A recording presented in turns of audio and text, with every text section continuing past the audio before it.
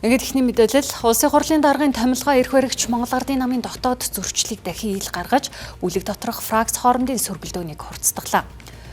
Намын удирдах зөвлөлийн санал болгосон нэр дэвшигч Бямбацогтыг улсын хурал дахь Монгол Ардын намын бүлэг нэгдсэн байдлаар буюу 100% саналаар дэмжиж чадсангүй нь тэдний дотоод эв нэгдэл сул байгааг нотоллоо.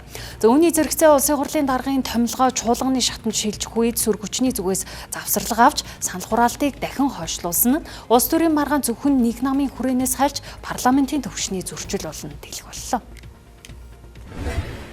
Улс төр хүрээнд өрнөж байгаа гол сэдв бол улсын хурлын даргаыг хэрхэн томилох вэ? За энэ томилгоо өнөөдөр Монгол Ардын намын 68-ын бүлэг дотор 2 фракц болж хуваагдаад байгаа аль талынх нь хүн томилдох вэ гэдэг анхаарлын гол төвд ороод байна. За өнөөдөр өглөө 9 цагаас Монгол Ардын намын олонц зөвлөл хуралдсан. За тус хурлаар бол улсын хурлын гишүүн Бямбацогтыг улсын хурлын даргад бол нэрийг нь дэвшүүлэхээр болсон бол зарласан. За гэхдээ энэ дээр улсын хурлын гишүүн Амар сайхныг мөн нэрээ дэвшүүлж байгаад өөрийн хүсэлтээр бол нэрээ буцаанд татсан гэдэг мэдээллийг бол Монгол Ардын намын ерөнхий нэрийн бичгийн дарга Содбаатар хийсэн юм. За гэхдээ энэхүү үйл явдлыг улсын хурлын гишүүн Амар сайхны зүгээс эрс үгүйсгэж худлаа мэдээлэл заслаа гэдгийг бол илэрхийлээд байгаа юм.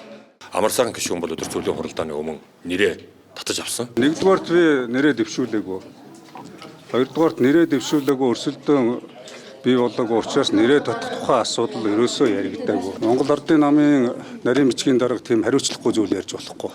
За өргөжлөлд Монгол Ардын намын бүлгийн зарим гишүүдийн зүгээс ганцхан хүнийг нэр дэвшүүлээд шууд оруулж иж болохгүй гэдэг агуулгаар бол ерөнхийдөө Монгол Ардын намын одоо 30-ын бүлэг гэх юм уу цөөнхийн талынхны зүгээс л эсэргүүцсэн байр суурийг илэрхийлсэн. За Монгол Ардын намын бүлэг бол нийтдээ 68 гишүүнтэй. За гэвч үүнээс ердөө бүлгийн хурал дээр 48 гишүүн оролцож саналаа хураасан байгаа. Тэгэхээр 20 гишүүн байхгүй байна гэдэг бол Монгол Ардын нам доторх талцал хуваагдал үргэлжлэлээр байгааг илэрлэгэж хэлж болохоор байна. Тэндээс хариу тодорхой гараад ирнэ. Хэдэн байд 4-5 гишүүн дэмжээгүй гэдэг. Тийм. Угаасаа тийм. Олонхоор асуудал шийддэг. Ингээл нэг нэр орж ирэл энийг тулгаад яваад ах юм бол энэс л эхлэх гээд нь штэ. Тийм учраас бид эндээ зарчмын байр суурьтай байгаа.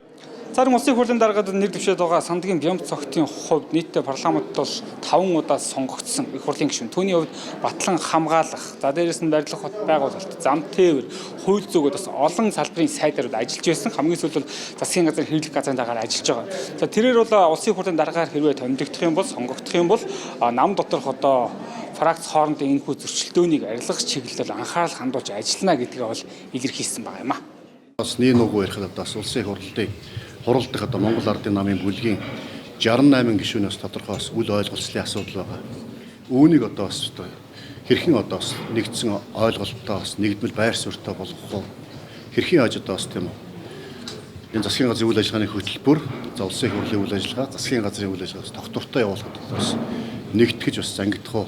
Энэ дээр бас улсын хурлын даргын бас тодорхой үүрэг оролцоос чухал.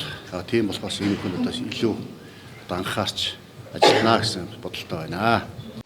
За харин Сандгийн Бямбацогтыг улсын хурлын даргаар томилох асуудал яг чуулганы хуралдаанд орох үед ардчилсан намын бүлгийн зүгээс 3 хоногийн завсралгыг хүслээ. За харин одоо улсын хурлын дэд дарга Бат Эрдэнэний хувьд ардчилсан намд 1 хоногийн завсралгыг бол өгснөөр энэхүү асуудал хойшлогдож байна. За ерөнхийдөө бол ардчилсан нам болоод Монгол Ардын намд цөөхөн фракцуудын хувьд улсын хурлын даргаар одоо аль талын хүнийг товлох вэ гэдэг асуудал дээр ер нь хавсарч орж байна уу гэдэг хардлагыг бол дагуулж байна. Учир нь гэх юм бол өнгөрсөн хугацаанд ардчилсан намын хийсэн бойкотоос үүдээд за дээрэс нь Монгол Ардын намын 30-ын бүлгийнхний зүгээс хавсарч улсын хурлын дарга хийгээ засгийн газрын ерөнхий сайдыг бол огцруулах юм үйлдэлийг бол хийсэн. За тэгвэл өргөжлүүлээд улсын хурлын даргаар аль фракцийн төлөөллийг томилох эсэх асуудал дээр мөн энэ хоёрын хамтрал үргэлжилж байна. Яг нь улсын хурлын даргыг сонгохтой холбоотой, томилохтой холбоотой энэ процесс дээр үнэхээр олон учир дутагдaltaй асуудлууд бас энд бий. Тэгэхээр ардчилсан намын бүлгээс яг энэ асуудал дээр яаралтай гормоор хууль эрх зүй дэгийн ямар боломж байна? Тэмүүжин гишүүний хуулийг яаралтай гормоор батлах шаардлагатай гэж бид нар бас байр суурьтай байгаа. Улсын хурал дахь ардчилсан намын бүлгийн даргын гаргасан саналын дагуу ажлын 1 хоногийн завсрал өглөө.